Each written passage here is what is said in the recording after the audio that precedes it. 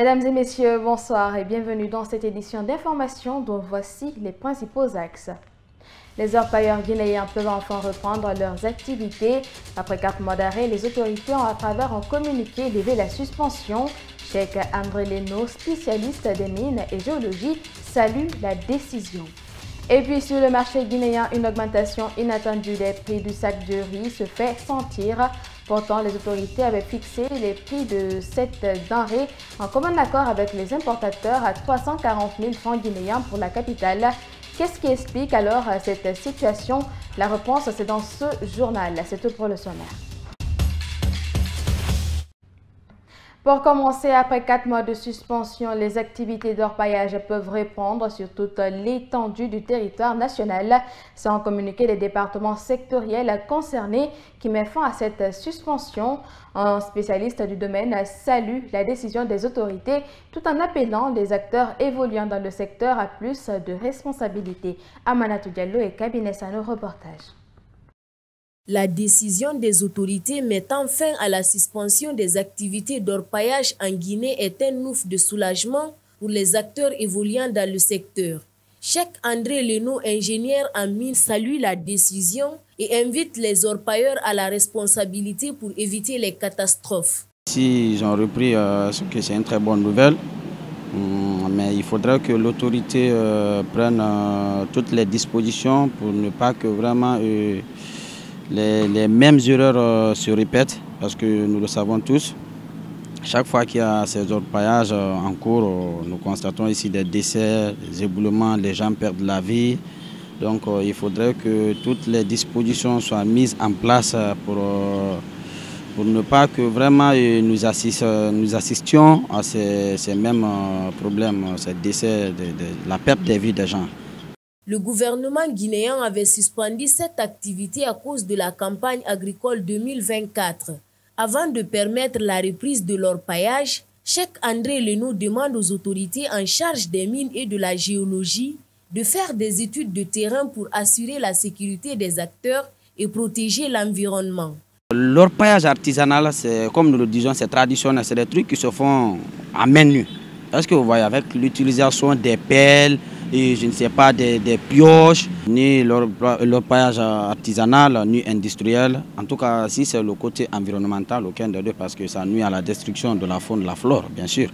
Aucun des deux n'est bon.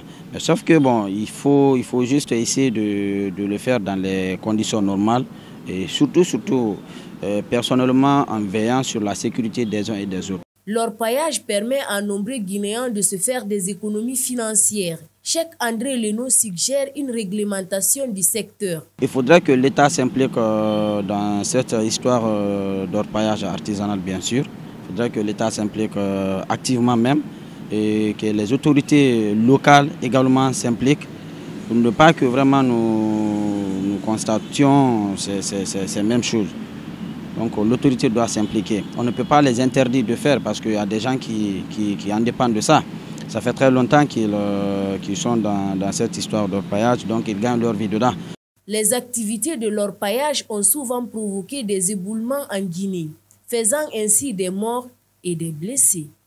L'actualité politique, les critiques sur la non-alternance au sein des partis politiques et le respect de la loi dans le cadre du règlement des faits de détournement et de corruption ont été entre autres les sujets débattus par les responsables du RPG Arc-en-Ciel ce samedi à Conakry. Devant des militants, les membres du bureau politique de l'ancien parti au pouvoir expliquent qu'une formation politique n'est pas égale à une constitution de la République pour confondre les deux. On se le balai.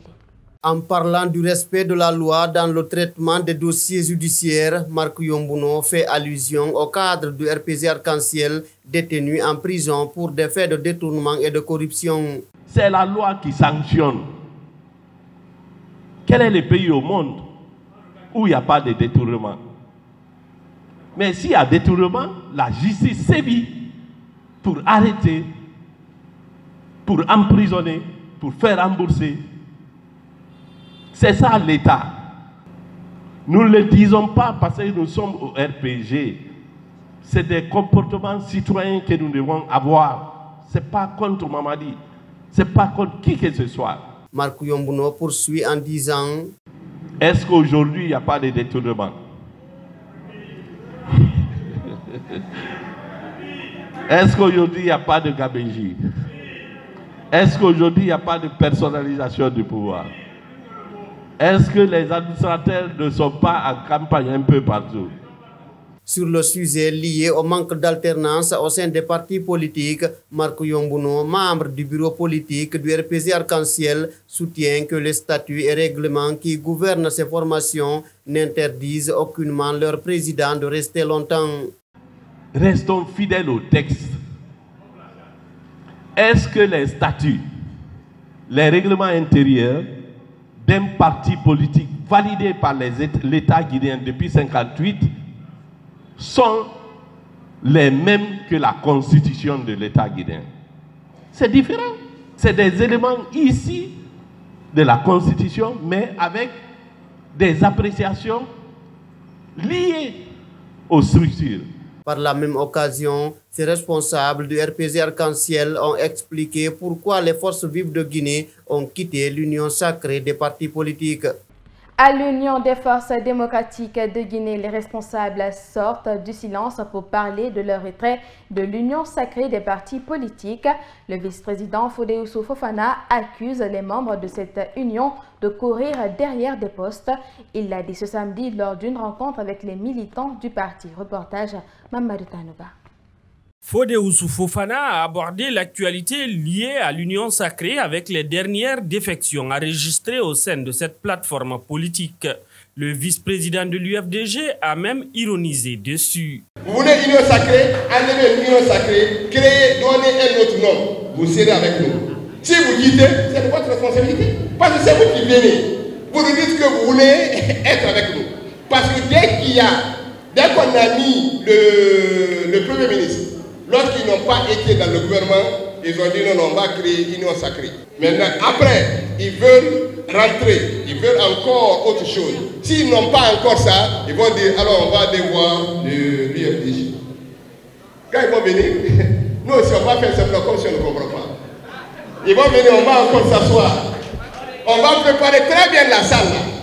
On va donner de l'eau, du jus, tout et tout. Fodé Fofana n'a pas manqué de lancer des pics à Ousmane Gawal Diallo sans pour autant citer de nom. Quand on doit faire de la politique, il faut qu'on soit cohérent. La chose la plus grave chez un politicien, c'est d'être ambivalent. C'est dire quelque chose aujourd'hui et changer demain. L'histoire le retiendra. Ceux qui ont tenu des discours au temps de M. Alpha Condé, c'est les mêmes personnes aujourd'hui qui tiennent des discours. On a vu des discours graves ici. Grave. On a vu quelqu'un même qui attaquait les forces spéciales, la vidéo existe, qui voulait traiter de milice. On a vu des vidéos comme ça existe.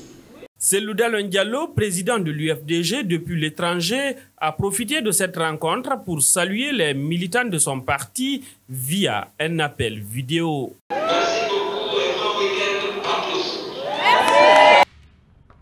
Je vous l'annonçais au sommaire, ces derniers temps, les Guinéens font face à une augmentation inattendue du prix du sac du riz sur le marché. Cela intervient hors des prix fixés par les autorités en commun accord avec les importateurs. Mais qu'est-ce qui explique cette situation au moment où les consommateurs sont confrontés à une crise économique difficile? Pour en savoir davantage, la question a été posée à un importateur qui dénonce ceux qui font des augmentations fantaisistes. En Sobaï-le-Baldé. Le constat est bien réel sur le marché. Le sac de riz, selon les qualités, est actuellement vendu entre 340 000 et 360 000 francs guinéens à Conakry. Des vendeurs rencontrés se méfient de toute communication sur le sujet. Pourtant, le gouvernement et la chambre de commerce s'étaient entendus à un prix fixe, c'est-à-dire 340 000 le sac de riz dans la capitale. Mohamed Kourouma, importateur, surpris d'apprendre cette mauvaise nouvelle, dénonce ceux qui se livrent à cette pratique. Si la douane on monte le taxe, le prix monte. Si le prix monte, là où on a acheté la marchandise, le prix monte. Si le transport monte, le prix monte. Si le commerçant il profite de la situation pour augmenter le prix monte. C'est les 4 points. Mais cette fois-ci, la douane n'a pas augmenté le prix. Non. La marchandise n'a pas augmenté là où on a acheté. Non. Le transport n'a pas augmenté. C'est cette fois-ci, comme le riz a un peu manqué sur le marché, les bâtons qui sont venus, les bâtons qui doivent débarquer, ils n'ont pas débarqué à temps. C'est le commerçant qui est en train de profiter le temps pour augmenter le prix. Mohamed Kourouma a fait une invite aux commerçants. Ce que nous, on va dire, les commerçants, ils n'ont qu'à essayer de faire l'intention. La Guinée, c'est pour nous tous. Personne n'a pas intérêt de faire le mal à son prochain. Aujourd'hui, le prix du riz n'a pas augmenté au marché international, ni la douane, ni les transports. Pour l'opérateur économique, le riz a baissé au niveau international et donc cela pourrait bien se répercuter en Guinée très prochainement. C'est un constat au niveau du marché international. Le marché international, le prix a commencé à baisser. Mais le prix a commencé à baisser, mais le marchandise qui est baissé aujourd'hui n'a pas encore rentré en Guinée. Puis acheter là-bas, amener ici, ça va faire 1 mois, 2 mois comme ça. Mais le prix va descendre jusqu'à 330 000, ça c'est clair net. Pour finir, la consommation de la drogue couche en Guinée est devenue un phénomène préoccupant. Ces derniers temps, plusieurs jeunes succombent après la consommation de cette drogue. Au-delà des cas de mort, quelles sont les conséquences liées à la drogue couche sur la santé humaine et quels défis pour les autorités afin de diminuer sa consommation en Guinée? Élément de réponse avec Dina Boutiam et Ansoubey Lubali. La drogue couche, qui est devenue un phénomène en Guinée, a déjà coûté la vie à plusieurs jeunes dans le pays. Ce phénomène grandissant doit interpeller les autorités pour freiner sa consommation, mais surtout venir en aide aux jeunes qui sont en dépendance. C'est pourquoi Yamoussa Bangoura, coordinateur national du service d'aide aux jeunes en situation difficile par la drogue, demande aux autorités de mettre en place des mesures idoines pour venir au secours de la jeunesse. Au début, nous avons perdu aujourd'hui environ plus d'une trentaine de gens dus à la consommation de la drogue couche. Et vous voyez ce qui fait sa dangerosité est parce qu'elle crée rapidement la dépendance sur les gens. Et donc, aujourd'hui, les autorités au plus haut niveau sont interpellées afin de faire asseoir une base solide qui va définir les orientations de tous les intervenants dans la lutte contre la drogue. Je vais parler des services de prévention, je vais parler des services de répression, je vais parler des services de traitement, je vais parler des services de réinsertion. Sans une concertation, sans une lutte pluridisciplinaire, on ne peut pas réussir contre ce fléau. Le défi est très élevé aujourd'hui au niveau de ces autorités, surtout les services de défense et sécurité. Il faut que les services de défense et sécurité soient renforcés, de moins efficaces, permettant à ces services de lutter contre. Les autorités au plus haut niveau, qu'il y ait vraiment des engagements de plus haut niveau, afin que nous puissions vraiment se donner les mains pour pouvoir amener les jeunes à comprendre les effets liés à la consommation de la drogue. Mais aider à ceux qui sont dans la dépendance de la drogue à les faire sortir de la dépendance à travers un traitement adéquat. La mort n'est pas la seule conséquence liée à la consommation de la drogue couche. Il y a aussi la perte de mémoire pour des consommateurs. Il y a beaucoup de variétés aujourd'hui de la drogue couche qui existe chez nous. Et la drogue couche, elle est différente du cannabis. Tu peux consommer du cannabis et se porter bien. Mais la drogue couche, dès que vous consommez, vous avez l'asphyxie. Et vous avez les difficultés respiratoires. Et alors là, si vous n'avez pas de voie de recours, et directement vous allez vous retrouver à un moment très compliqué. Ça crée la dépendance. Et ça crée l'instabilité, l'insécurité, les viols, les violences que nous voyons en longueur de journée. Des personnes normales ne peuvent pas agir.